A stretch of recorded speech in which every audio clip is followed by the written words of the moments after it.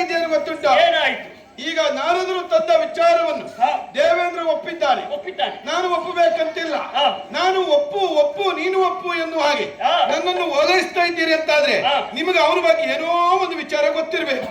ಸತ್ಯವ್ರತನಿಗೂ ನಿಮಗೂ ಇದ್ದಂತ ಸಂಬಂಧ ನೋಡಿದ್ರೆ ಅವನನ್ನ ಸಂಬಂಧ ಏನು? 33 ಕೋಟಿ ದೇವತೆಗಳಲ್ಲಿ ಒಂದಾದವನು ನೀನು.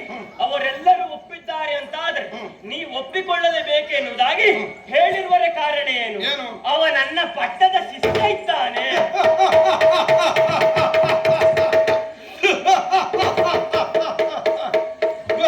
ಗೊತ್ತಾಯ್ತು. ಏನಾಯ್ತು? ಆವಾಗಿಂದಲೂ ನಾನು ನವಗ್ರಹಗಳ ಪಂಕ್ತಿಯಿಂದ ಎದ್ದು ಬಂದಾಗ ನನ್ನನ್ನು ಸಮಾಧಾನ ಪಡಿಸುವುದಕ್ಕಾಗಿ ನೀವೆದ್ದು ಬಂದ್ರಿ. ಅವ್ರು ಮಾತ್ರ ಏನು ಮಾತಾಡುದಿಲ್ಲ, ಮಾತಾಡ್ಲಿಲ್ಲ, ಸುಮ್ಮನೆ ಕೈ ಕಟ್ಟಿ ನಿಲ್ತಿದ್ದಾರೆ. ಯಾಕೆ?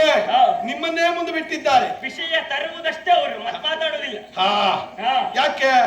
ಮಾತಾಡ್ಲಿಕ್ಕೆ ನನ್ನ ಮುಂಭಾಗದಲ್ಲಿ ಆಗುವುದಿಲ್ಲ. ಅವ್ರಿಗೆ ಗೊತ್ತುಂಟು. ಇವಾಗ ನೀವು ನಾನು ಮಾತಾಡ್ತೇನೆ ಎನ್ನುವಾಗ ಮುಂದೆ ಬಂದ್ರಿ. ನಿಮ್ಮನ್ನು ನಾನು ಮಾತಿನಿಂದ ಕಟ್ಟಿ ಹಾಕ್ತೇನೆ ಈಗ. ಯಾಕೆ ಕೇಳಿ? ಹೇಳಿದ್ರಲ್ಲ, ಪಟ್ಟದ ಶಿಷ್ಯ. ಗುರುಮಠದಲ್ಲಿ ಅನೇಕ ಮಂದಿ ಶಿಷ್ಯರಿದ್ದರು ಸಹ ಇವನನ್ನೇ ನೀವು ಆಯ್ಕೆ ಮಾಡಿಕೊಂಡಿದ್ದೀರಿ. ಯಾಕೆ? ಒಬ್ಬ ಕ್ಷತ್ರಿಯ ಕುವರನಿದ್ದಾನೆ. ಬಹುಶಃ ಗುರುದಕ್ಷಿಣೆ ಯಥೇಚ್ಛವಾಗಿ ಬಂದಿರಬಹುದು. ಕೊಡುವವ ಇವನಿದ್ದಾನೆ. ನಿನ್ನ ಪ್ರಕಾರ ಅಲ್ಲ, ಯಾವುದು? ಯಥೇಚ್ಛವಾಗಿ ನಿಮಗೆ ಬಂದಿರಬೇಕು. ನಿನ್ನ ಪ್ರಕಾರ ಹಾಗಾಗಿ ಅವನ ಪರವಾಗಿ ನೀವು ಮಾತಾಡ್ತಾ ಇದ್ದೀರಿ. ಯಾಕೆ? ನವಗ್ರಹಗಳಲ್ಲಿ ಗ್ರಹತೇಜನಾದಂತಹ ಶನಿಯ ಕೋಪಕ್ಕೂ ಇಲ್ಲ ಶನಿಯ ತಾಪಕ್ಕೂ ಅವನ ಬದುಕು ಹಾಳಾಗಬಾರದು ಎಂಬ ಕಾರಣಕ್ಕಾಗಿ ತರಣಿಜ ಕೋಪವಿದೇಕೆ? ನೀನು ಕೋಪ ಮಾಡ್ಕೊಳ್ಬೇಡ, ಶಾಂತನಾಗು. ಅವನು ಸುದ್ದಿ ಬೇಡ ನಿನಗೆ. ಅವನನ್ನು ನಾನು ಹತ್ತಿರದಿಂದ ನೋಡಿದ್ದೇನೆ. ಅವನನ್ನ ಶಿಷ್ಯನಿದ್ದಾನೆ. ಪಟ್ಟದ ಶಿಷ್ಯನಿದ್ದಾನೆ. ನೀವೇನು ಹೇಳಿದ್ರು ಅವ ಕೇಳ್ತಾನೆ. ಎಲ್ಲ ಕೇಳ್ತಾನವ. ಅವ ಕೇಳ್ತಾನೆ. ಎಲ್ಲ ಕೇಳ್ತೇನೆ. ಅವ ಹೇಳಿದ್ದನ್ನು ನೀವು ಕೇಳ್ತೀರಿ. ಕೇಳ್ತೇನೆ. ಆದ್ರೆ ಗುರು ಶಿಷ್ಯರ ಹೊಂದಾಣಿಕೆ ಒಳ್ಳೇದು. ಆದ್ರೆ ನಿನಗೆ ಕೊನೆಯದಾಗಿ ಆಡುವುದೇನು ಗೊತ್ತುಂಟಾ? ನೋಡಿ, ನಿಮ್ಮ ಗುರು ಶಿಷ್ಯರ ಹೊಂದಾಣಿಕೆ ಇದ್ರೆ ಇರಲಿ. ಆದ್ರೆ ತುಂಬಿದ ಸಭಾ ಮಧ್ಯ ದೇವಸಭೆ ಇಲ್ಲಿ ಏನಾದ್ರೂ ಒಂದು ವಿಚಾರವನ್ನು ಮಂಡಿಸಿದವರು ಅಂತಾದ್ರೆ ಲೋಕಮುಖದಲ್ಲಿ ಅದನ್ನು ಪರಿಗಣಿಸ್ತಾರೆ. ಕಳಿಂಗಾಧಿಪತಿ ಒಬ್ಬ ಸತ್ಯವಂತ ಧರ್ಮವಂತ ಎನ್ನುವ ಹಾಗೆ ಇವರೆಲ್ಲ ಹೇಳಿದಾಗ ನಾನು ಒಪ್ಪುವುದಿಲ್ಲ. ನನ್ನ ಸ್ವಭಾವವೇ ಹಾಗೆ. ಯಾರೋ ಹೇಳಿದ್ದು, ಯಾರೋ ಕೇಳಿದ್ದು, ನಾನು ಒಪ್ಪುವುದಿಲ್ಲ. ನಾನು ಪ್ರತ್ಯಕ್ಷವಾಗಿ ನೋಡ್ಬೇಕು. ಹಾಗಾಗಿ ಅವನ ಸತ್ಯಧರ್ಮವನ್ನು ಸರಿಯಾಗಿ ತುಲನೆ ಮಾಡ್ಬೇಕು. ಅವ ಒಬ್ಬ ಸತ್ಯವಂತ ಧರ್ಮವಂತ ಎನ್ನುವ ಹಾಗೆ ನಾನು ಕೊನೆಯಲ್ಲಿ ಒಪ್ಪಿಕೊಳ್ಳುವನಿದ್ದೇನೆ. ಆದ್ರೆ ನನ್ನ ಅಣ್ಣನಾದಂತಹ ಯಮಧರ್ಮ ಸಪ್ತ ಜೀವಿ ರಾಶಿಗಳ ಸತ್ಯ ಧರ್ಮ ಪರೀಕ್ಷೆ ಮಾಡ್ತಾನೆ. ನಾನು ಹಾಗಲ್ಲ.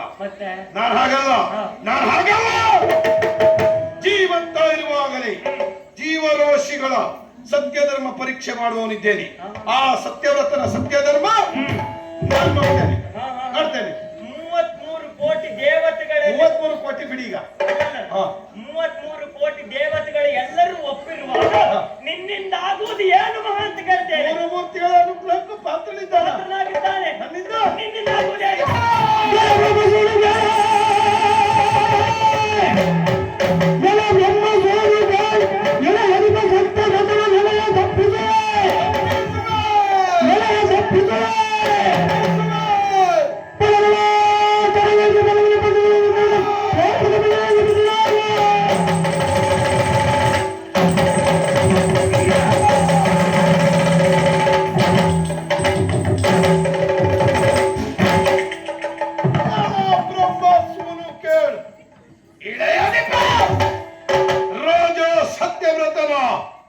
ನೆಲೆಯನ್ನು ತಪ್ಪಿಸುವೆ. ಬಳಲುವ ತರ ಗೈಯಾದಿರೆ ಸೂರ್ಯ ಸುಕುಮಾರ ಶನಿ ನಾನಲ್ಲ. ನೀವೆಲ್ಲವರು ಸತ್ಯವಂತ ಎನ್ನುವ ಹಾಗೆ ಹೇಳಿಸಿಕೊಂಡಂತಹ ಆ ಸತ್ಯವ್ರತನ ಸತ್ಯ ಧರ್ಮ ಅದೆಷ್ಟು ಕಾಲ ಉರಿಸಿಕೊಳ್ತಾನೆ ಎನ್ನುವುದನ್ನು ನಾನು ನೋಡ್ತೇನೆ. ಬಿಡಲಾರೆ. ಇಂದಿನಿಂದಲೇ ಹೊರಟೆ ನನ್ನ ಕಾರ್ಯ ಪ್ರಾರಂಭ. ದೇವೇಂದ್ರ ಒಪ್ಪಿದೆ. ನೆಲನೋಟಕನಾಗಿ ಕುಳಿತೆಯೋ? ಏನಾದೀತ?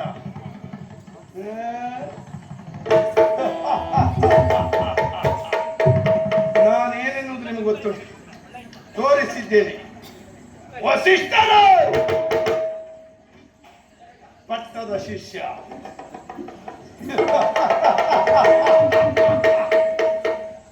ಗೊತ್ತುಂಟಲ್ವಾ? ಇನ್ನೊಮ್ಮೆ ತೋರಿಸ್ಬೇಕಾ?